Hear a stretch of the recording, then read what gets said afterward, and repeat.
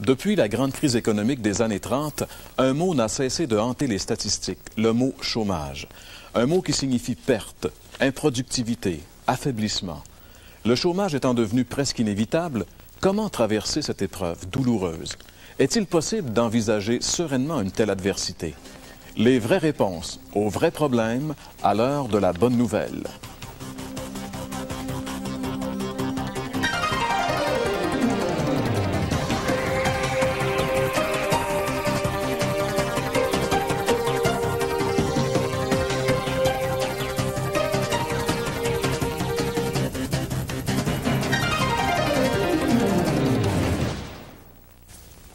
Mesdames, Messieurs, bonjour et re-bienvenue à l'heure de la bonne nouvelle. Il nous fait plaisir de vous retrouver alors qu'aujourd'hui, on va parler avec mes collègues Gaston Jolin et François Fréchette. Bonjour. On va parler d'un sujet qui n'est pas tellement gai non plus. On va parler de chômage et on sait que par les temps qui courent, plusieurs personnes sont affectées par le chômage. François, tu as fait un peu de recherche sur le chômage et qu'est-ce que ça dit vraiment? Oui, bien, il y a des choses intéressantes concernant le chômage. D'abord, le taux de chômage, l'indice du taux de chômage est une denrée qui est courue par bien des gens. Je le compare un peu au bulletin de météo. Ouais. Mais justement, il y a des gens qui ont les leviers économiques entre leurs mains, qui prennent des décisions importantes. Ce sont des gens qui s'intéressent d'une façon toute particulière au chômage, un peu comme la moyenne du monde vont s'intéresser au bulletin de météo là, parce que ça change leur quotidien. Puis, bon, quelques statistiques comme ça intéressantes. Au Québec, dans notre province, en automne 1998, le taux de chômage était à 10,5 %, ce qui veut dire qu'il y avait 393 000 personnes et quelques poussières qui étaient en chômage. Et au niveau canadien, le taux de chômage était de 8,3 %, ce qui fait que 1 303 400 personnes étaient sur le chômage. C'est vraiment impressionnant quand on pense à la quantité de personnes que ça représente, un taux, un pourcentage, des fois, bon, c'est insignifiant, mais lorsqu'on pense que c'est plus d'1 million de personnes au Canada qui sont parmi la population active, il faut le dire, et qui sont sans emploi, qui pourraient travailler, mais qui n'ont pas d'emploi. Puis ça, c'est sans parler de ceux qui sont sur le bien-être social, parce que c'est presque une forme qui cousine avec quoi? Ouais, c'est sûr, on dit souvent, c'est l'étape, le bien-être social est l'étape qui suit le chômage. Oui. Mais bien au-delà des statistiques, bien au-delà des chiffres qui nous sont présentés, eh bien, je pense que le pourcentage, ces pourcentages-là des indices de la santé de notre économie ont une réalité beaucoup plus affligeante en ce qui concerne lorsque les gens ils sont particulièrement touchés par le chômage. Et il n'y a pas beaucoup de personnes qui connaissent pas d'autres gens qui sont sur l'assurance chômage et qui vivent et qui sont affectés par ce fléau, qui est quand même un fléau, il faut le dire, c'est quelque chose de difficile à vivre. Il y a aussi des périodes de chômage sporadiques beaucoup plus fréquentes aujourd'hui qu'avant, puisque aujourd'hui, les gens travaillent beaucoup plus à contrat. Et la sécurité d'emploi comme telle est une denrée très rare de nos jours. Oui, ça, c'est un fait. Il y a beaucoup maintenant des gens qui sont à la pige, qui sont contractuels. Les entreprises engagent des gens pour un temps et un mandat précis. Et puis après ça, bien, on les remercie gentiment. Je veux dire, en fait, ils n'ont pas d'entente. Une précarité de ce côté. C'est ça. Il y a une insécurité qui est toujours là. Maintenant, je pense que c'est intéressant, au-delà des chiffres, de parler des certains impacts que le chômage peut avoir dans la vie des personnes. Et on parle souvent du coût du chômage. Et puis, en général, quand on parle du coût du chômage, la première chose qui vient à l'idée, c'est des chiffres. Qu'est-ce que ça coûte pour donner aux gens qui sont en chômage? Et ça, c'est sûr, c'est déjà impressionnant comme montant d'argent qui sont impliqués.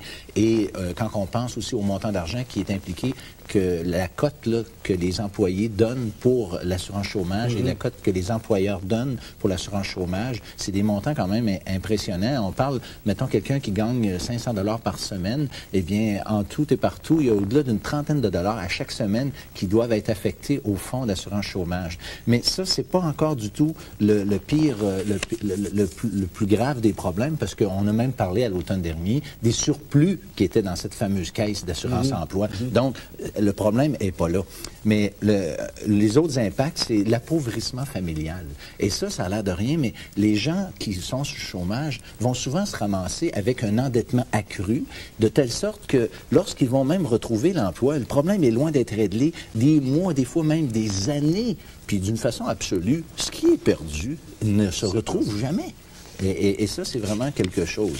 Et puis, l'économie en général est terriblement affectée. Là, il y a tout l'effet domino qui rentre en ligne de compte et qui fait en sorte que toute l'économie du pays, finalement, est complètement affectée par ça. C'est pour ça que nos politiciens prennent absolument au sérieux les taux de chômage au pays. Mais la Bible parle peut-être pas en détail du chômage comme tel, mais bien sûr, le chômage, comme tu l'as dit toi-même, François, très bien, affecte énormément la personne qui le subit et son entourage. Donc, il y a des répercussions très humaines au chômage, et ça, la Bible en parle. Et justement, au cours de l'émission qu'on a aujourd'hui, on va aller voir dans la Bible ce qu'elle nous propose comme remède potentiel à ces conséquences du chômage qui ne cessent d'affecter des personnes autour de nous. On en parle dans un petit instant. Vous aimeriez approfondir les réflexions proposées dans cette émission? L'heure de la bonne nouvelle vous offre gratuitement un exemplaire du Nouveau Testament, Bonne Nouvelle aujourd'hui, ainsi que 2 brochures des plus intéressantes, Réponses à vos questions et le Titanic. En plus, un calendrier de réflexion quotidienne. Pour recevoir le tout, écrivez-nous et faites-nous part de vos commentaires. L'heure de la bonne nouvelle, case postale 1054 Sherbrooke, Québec, J1H 5L3. La Bible ne parle pas directement du chômage, bien sûr, quoiqu'on pourrait citer ce passage de l'Évangile selon Matthieu où il est question des ouvriers de la 11e heure, de l'ouvrier de la 11e heure, qui sont des gens qui étaient sur la place publique en attente qu'un employeur vienne les engager pour travailler. On voit ici qu'il y avait quand même des gens qui étaient un peu dans l'angoisse d'être sans emploi et d'attendre justement un emploi. Mais le chômage étant essentiellement la perte de sa source de revenus, ça produit bien sûr inexorablement une source d'inquiétude et d'angoisse. Et la Bible a beaucoup à dire sur le sujet des inquiétudes. Et Jésus, lorsqu'il était ici sur la terre il y a 2000 ans, il était réputé pour être un des grands prédicateurs. Des grandes foules le suivaient et il prêchait en plein air. Le décor merveilleux de la Galilée, très souvent, était son amphithéâtre naturel. Et puis, il y avait des milliers de personnes qui se retrouvaient autour de lui. Et il prêchait, il leur enseignait les vérités. Et un jour, il a prêché, et c'est peut-être ce sermon qui est le plus populaire. Tout le monde a entendu un jour parler du sermon sur la montagne. Eh bien, dans ce sermon sur la montagne, Jésus parle justement des inquiétudes. Et j'aimerais justement, parce qu'on parle de chômage, m'adressant à des personnes qui passent par cette épreuve douloureuse, cette adversité, ou encore les gens qui soupçonnent que peut-être un jour ça peut les atteindre, j'aimerais parler justement de ce que Jésus a donné comme remède aux inquiétudes. Et dans le sermon sur la montagne, au chapitre 6 de l'Évangile selon Matthieu, au verset 25, on lit ceci. Jésus dit, « C'est pourquoi je vous dis, ne vous inquiétez pas pour votre vie, de ce que vous mangerez, ni pour votre corps, de quoi vous serez vêtu. La vie n'est-elle pas plus que la nourriture, et le corps plus que le vêtement? » Il est bien évident que quelqu'un qui malheureusement passe par une période de chômage va s'inquiéter de ces choses qui sont essentielles à la vie, la nourriture, le vêtement. Mais ici, le Seigneur donne un principe pour vraiment combattre l'inquiétude. Jésus nous enseigne d'abord, la première chose, c'est de mettre nos priorités au bon endroit. Ce qu'il nous dit ici, il nous dit que nous sommes plus importants que les vêtements que nous portons. Jésus dit, tu es plus important que tes vêtements. Pourquoi tu t'inquiéterais de tes vêtements alors que toi, tu es plus important que cela? Il dit ici que ta vie est plus importante que ton garde-manger. Ça, c'est ce que le Seigneur est en train de dire. Écoute bien, là, il y a quelque chose de plus important dans ta vie que ce qu'on pourrait appeler, entre guillemets, tes bébelles. Des petites choses autour pour lesquelles on perd beaucoup de temps à s'inquiéter. Et il continue, le Seigneur, en disant au verset 26, il dit « Regardez les oiseaux du ciel.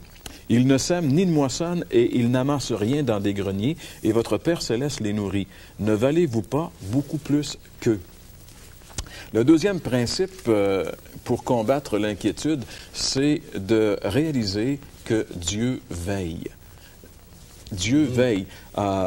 Et le Seigneur ici, bien sûr, le Seigneur Jésus prenait très souvent comme exemple des choses de la nature. Et il parle des oiseaux. Les oiseaux qui, bien sûr, en plein air étaient abondants, qui étaient faciles à identifier, mais il nous dit, regardez les oiseaux. Et c'est un enseignement pour nous. Même les oiseaux nous enseignent, ont des choses à nous enseigner. Et qu'est-ce que le Seigneur nous dit des oiseaux? Il dit, les oiseaux ne s'inquiètent pas. Ils ne s'inquiètent pas pour savoir ce qu'ils vont manger et où ils vont être, où ils vont loger. Dieu prend soin des oiseaux. Et qu'est-ce que Jésus est en train de nous dire? Il dit, si Dieu prend soin des oiseaux, s'il a arrangé la nature de façon telle qu'il y ait abondance de nourriture pour les oiseaux dans la nature, bien, le Seigneur dit, il va prendre soin de vous. Et j'aimerais juste souligner le fait que même si le Seigneur nourrit les oiseaux doivent quand même aller chercher leur nourriture. Oui, en effet, mais il n'y a pas de chômage pour les oiseaux, en quelque sorte. Hein? Il n'y a pas de chômage. Ben, en fait, il n'y a pas d'inquiétude. Les oiseaux, ce que le Seigneur est en train de nous dire, c'est qu'eux ne s'inquiètent pas de ce qu'ils vont manger. En fait, Jean-Pierre, tu sembles, en parlant de chômage, d'associer chômage et puis inquiétude. Non seulement je le pense, mais c'est ce que je fais. Depuis déjà 2 ou 3 minutes. Effectivement. Ben oui. Et puis, en fait, les Écritures, quand même, sont très précises, hein, face justement à ce problème. Et oui, et si Jésus, dans le verset qu'on a vu, dit qu'on est plus important que nos bébelles, bien ici, Jésus dit qu'on est plus important que les oiseaux. Et pourtant, Dieu lui-même se soucie du bien-être des oiseaux. Alors ça, c'est intéressant, ce que Jésus est en train de nous dire. Écoutez, réfléchissez. Dieu qui prend soin des oiseaux qui sont tellement, je veux dire, des oiseaux, bon, les moineaux. Quelque chose d'insignifiant à notre égard, mais que Dieu prend soin. Alors, à cause de ça. Alors, à plus forte raison, c'est un raisonnement a fortiori, à plus forte raison, bien, il va prendre soin de vous. Alors, ce sont des principes que Jésus enseigne pour ne pas se laisser abattre par l'inquiétude. Et il poursuit au verset 27 de ce chapitre, il dit, « Qui de vous, par ses inquiétudes, peut ajouter une coudée à la durée de sa vie? » La troisième caractéristique ici pour combattre les inquiétudes, c'est la vanité des inquiétudes. Jésus dit, qui, en s'inquiétant, peut ajouter une coudée, c'était une mesure à l'époque d'environ 18 pouces. Alors, qui peut ajouter une petite mesure à la durée de sa vie en réalité? À force de t'inquiéter, qu'est-ce que le Seigneur est en train de dire? Quand bien même tu t'inquiètes, ça ne changera absolument rien à la situation. Ça, c'est la vanité des inquiétudes. Tes inquiétudes ne pourront pas allonger ta vie d'1 seconde. Tout ce qu'elles peuvent faire, c'est de raccourcir ta vie finalement et peut-être de rendre cette vie encore plus invivable. C'est ça que font les inquiétudes. Les inquiétudes, comme la rouille, minent le caractère de l'individu, minent sa paix. En fait, ça peut même rendre la personne malade. Ah ben absolument, absolument. Ça détériore plutôt que d'améliorer quoi que ce soit. Au pire, ben, ça fait rien. Alors pourquoi perdre du temps avec quelque chose qui finalement ne change rien? Et au verset 32 de ce même chapitre, Jésus dit, « Cherchez premièrement le royaume et la justice de Dieu, et toutes ces choses vous seront données par-dessus. » Le Seigneur ici, il est en train de nous dire que ce qui est important, c'est de chercher... Pardon, là j'ai lu le verset 33, on va y revenir. Mais le verset 32 dit ceci, « Toutes ces choses, ce sont les païens qui les recherchent. Votre Père céleste sait que vous en avez besoin. » Ces choses, c'est-à-dire nourriture, vêtements, etc. C'est bien de base. Alors, mais ce qui est intéressant ici, ce qui est même étonnant, c'est que Jésus est en train de dire que ceux pour qui la vie est caractérisée essentiellement par la recherche des choses matérielles, eh bien Jésus dit que ce sont des païens, c'est-à-dire des gens qui ne connaissent pas Dieu, des gens qui sont sans Dieu. Alors le Seigneur est en train de dire quelque chose de vraiment spécial. Est-ce que je serais un être sans Dieu? Est-ce que je serais un individu, finalement, parce que je m'intéresse uniquement aux choses matérielles? Est-ce que je serais un individu sans Dieu? Parce que l'individu qui est sans Dieu n'a pas cette caractéristique, cette dimension spirituelle dans sa vie. Cette confiance, quoi. Cette confiance en un père qui s'occupe de lui. Entre autres, ben, c'est ce qu'il dit après, parce qu'il dit qu'il est un païen, un orphelin, finalement. Il n'y a pas de père. Tu comprends? Mais aussi parce que, n'ayant pas de cette dimension spirituelle, il ne peut pas sortir de cette situation qui l'entoure. Il est pris là et il est comme enfermé entre les 4 murs. En réalité, ses inquiétudes, c'est ces murs qui l'entourent. Il ne peut pas s'évader, il est comme un oiseau en cage. Alors que la vie spirituelle peut nous permettre d'aller au-delà de ces conceptions, sans dire que lorsqu'on devient chrétien, on peut, tu vois, on a la tête dans les nuages, puis on n'a plus les pieds sur la terre. Un chrétien demeure les pieds sur la terre, sauf qu'il sait qu'au-dessus de lui, il y a un Père qui prend soin de lui. Exactement comme les jeunes enfants qui sont chez eux présentement et qui ne s'inquiètent jamais pour savoir ce qu'ils vont manger et de quoi ils vont être vêtus, parce qu'ils savent que leur Père a la responsabilité de pourvoir à ces besoins-là. Et c'est ce que Jésus dit. Vous avez un Père céleste qui sait que vous en avez besoin. Jean-Pierre, moi j'aimerais ça qu'on souligne un aspect aussi important du chômage, parce qu'il y a le chômage que j'appelle, moi, victime, de ceux qui sont vraiment dans le trouble parce qu'ils ont perdu leur emploi, et ceux qui ont adopté le chômage comme une manière de vivre. Et ça, c'est intéressant parce que la Bible dit aussi quelque chose en relation avec eux. Oui, dans une épître de Paul, entre autres aux Thessaloniciens, la Bible dit que celui qui ne veut pas travailler ne mange pas non plus. Qui veut pas travailler, exact. Pas qui travaille pas, qui veut pas travailler. Exact. On veut prendre pour acquis que la plupart des gens qui sont sur le chômage, c'est pas des gens qui ne veulent pas, mais qui ne peuvent pas travailler. Puis ça, c'est une grande différence que la Bible souligne. Oui, parce qu'il y a toujours des gens qui ont abusé, dans un certain sens, de la situation, du système, et ne faisant rien, veulent jouir du système. Mais la Bible condamne une telle attitude. Si le Seigneur demande à ceux qui se confient en lui de ne pas s'inquiéter de rien, ben, il demande aussi à ceux qui se confient en lui d'avoir le cœur de travailler et d'essayer de gagner leur nourriture. Ça revient aux oiseaux qui... ils travaillent, eux. Doivent chercher leur nourriture, mais Dieu pourvoit leur nourriture, mais ils doivent chercher leur nourriture. Dieu a créé l'homme pour qu'il travaille. Ça, c'est une chose qui est certaine. Et le travail devrait être un droit inaliénable pour chaque individu qui vit sur la terre. C'est vrai. On va voir de toute façon la solution à ce problème dans un instant.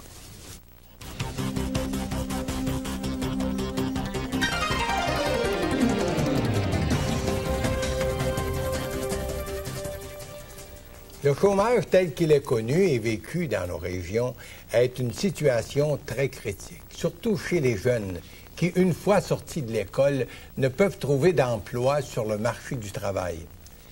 Ce n'est pas facile vivre sans travailler. L'homme a été créé, il est fait pour travailler. Pour plusieurs, c'est très dévalorisant. Ça peut s'interpréter comme de l'incompétence même, que je suis sans valeur puis bon à rien. Il se peut même qu'un bon nombre de suicides chez nos jeunes gens sont dus au peu d'espoir que leur offre la vie au sein de notre société automatisée.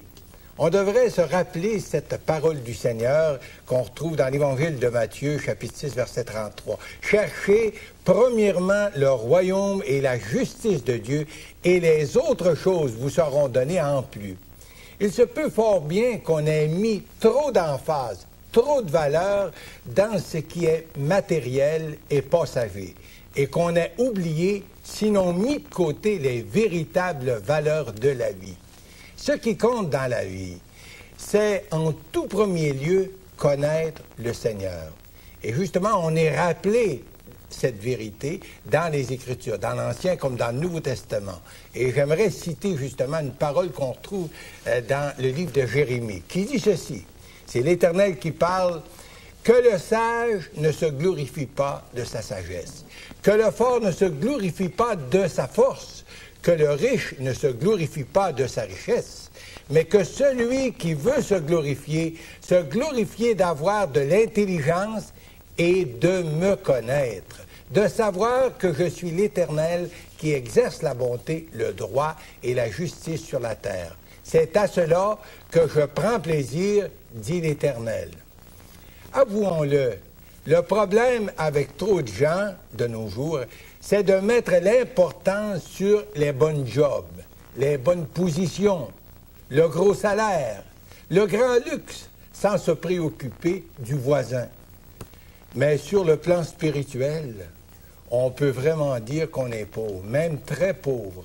On a mis Dieu de côté, et encore plus, on l'a rejeté pour plusieurs personnes. Aujourd'hui, la parole de Dieu nous rappelle que celui qui se glorifie d'avoir de l'intelligence, de me connaître, de savoir que je suis l'Éternel qui exerce la bonté, le droit et la justice sur la terre. Car c'est à cela que je prends plaisir, dit l'Éternel. Il ne faut pas se surprendre si le fossé entre les classes de ceux qui sont en moyen, les riches, et les pauvres de l'autre côté, se fait de plus en plus profond. D'une part, un foyer avec 2 salaires, de l'autre, une famille sans salaire. On a mis de côté « Tu aimeras le Seigneur ton Dieu de toute ton âme, de tout ton cœur, de toute ta pensée et ton prochain comme toi-même. » Et pour plusieurs, on se sert de la religion pour décorer notre façade. Ne croyez-vous pas qu'il faudrait revenir au principe de base, connaître le Seigneur? Jésus de nous rappeler dans l'Évangile de Jean, chapitre 17, cette parole. « Or, la vie éternelle, c'est qu'ils te connaissent, toi, le seul vrai Dieu, et celui que tu as envoyé, Jésus-Christ, puisque c'est lui qui est le chemin, la vérité, la vie. Nul ne vient au Père que par lui. » Connaître le Seigneur, c'est plus que de se donner un petit coup de fouette le religieux en assistant à l'Église quand ça nous convient. Connaître le Seigneur demande un engagement que je prends avec le Seigneur en répondant à son appel. Premièrement, je dois accepter que je suis pécheur et que sans lui, je ne peux rien faire qui peut mériter la faveur de Dieu. Deuxièmement, je dois accepter son sacrifice comme seul moyen de salut. Troisièmement, je dois être prête à recevoir son pardon et sa vie comme un don, en dépit de ce que je mérite. Quatrièmement, je dois me donner à lui dans un esprit d'obéissance sans réserve, puisque lui s'est donné pour moi tout entier. C'est de cette façon qu'on apprend vraiment à connaître Jésus comme Sauveur et comme le Seigneur de notre vie. Où en êtes-vous, cher ami? Seriez-vous prête à vous engager avec lui aujourd'hui? Seriez-vous prête à l'inviter comme votre sauveur personnel? Pourquoi pas le faire? En lui ouvrant votre cœur, en lui demandant, Seigneur, je suis prête à venir à toi, je suis prête à t'accepter comme mon sauveur personnel. Qu'il en soit ainsi pour votre bien éternel.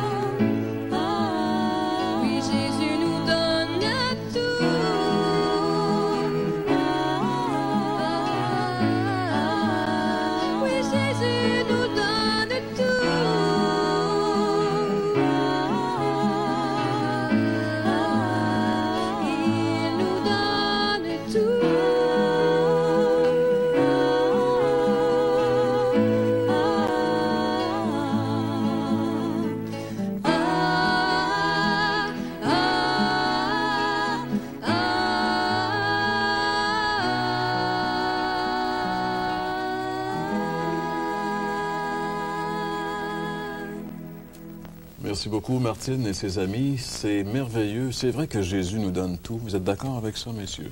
Ça, c'est vrai, ça, oui. Et puis, même le chômage, pour venir à ça, ça nous amène à placer notre confiance vraiment dans le Seigneur.